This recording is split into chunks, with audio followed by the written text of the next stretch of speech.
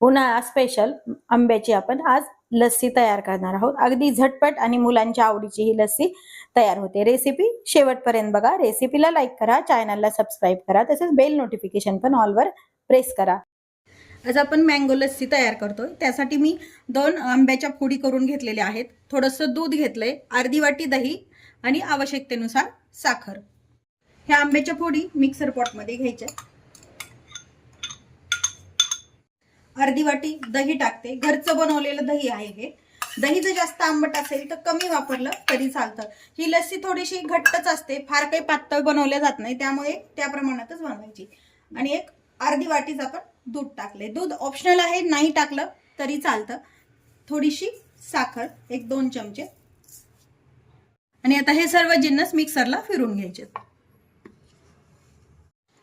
तयार आहे आपली दाटसर अशी मँगो लस्सी।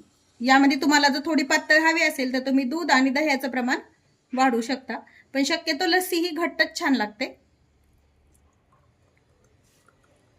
यावरती थोडेसे आपण आंब्याच्या फोडी टाकून घ्यायच्या गार्निशिंगसाठी आणि थोडेसे आपले ड्रायफ्रुट्स।